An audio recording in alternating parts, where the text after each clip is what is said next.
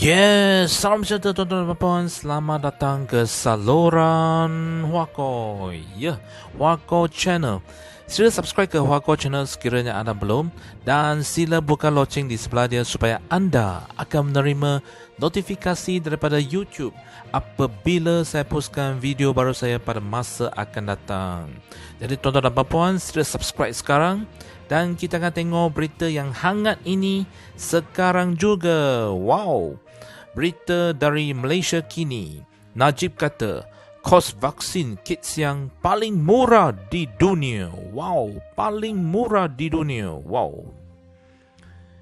Kos vaksin penasihat DAP Lim Kit Siang adalah paling rendah di seluruh dunia, sindir bekas Perdana Menteri Najib Razak.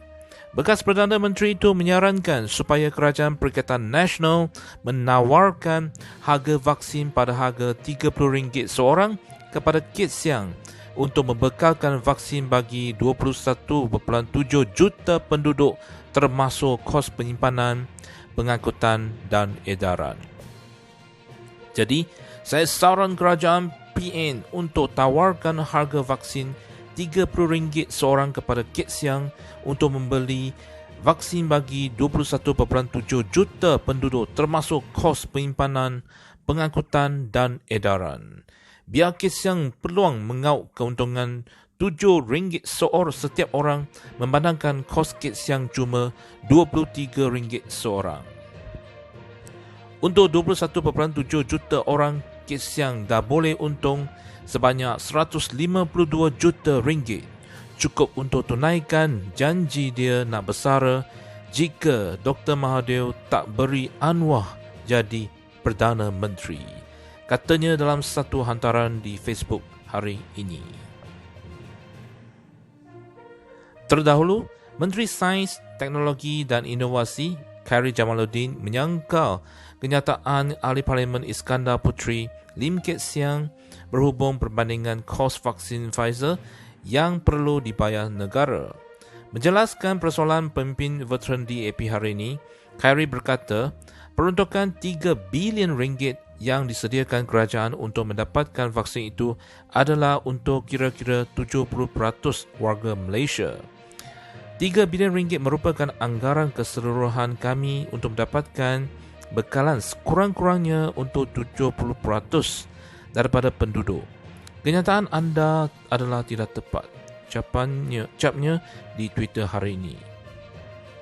Terdahulu, Lim mempersoalkan mengapa kerajaan memerlukan RM3 bilion untuk mendapatkan vaksin untuk 6.4 juta rakyat Malaysia. Dia membuat perbandingan dengan pendedahan menteri dari Belgium bahawa harga vaksin tersebut 20 kali ganda lebih murah daripada harga sebenar.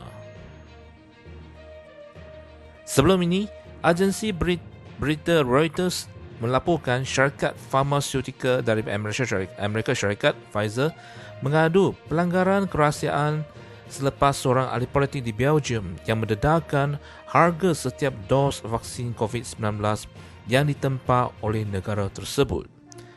Dalam pada Najib berkata, disebabkan kos vaksin Kit Siang adalah paling rendah dalam dunia, pasaran yang terbuka pada pemimpin DAP kerana dunia amat mengharap vaksin sekarang. Saya pelik, kenapa geng salah titik perulahan dan akaunten gagal ini boleh berkali-kali salah matematik simple. Saya lagi pelik kenapa penyokong-penyokong mereka tetap percaya secara bulat segala penipuan geng DAP ini walaupun telah berkali-kali dikencing mereka, katanya. Ya tuan-tuan dan puan, sekian sajalah video kali ini dan kita akan jumpa pada video yang akan datang. Untuk ini, jangan lupa subscribe ke channel saya. Sekian, terima kasih. Jumpa lagi.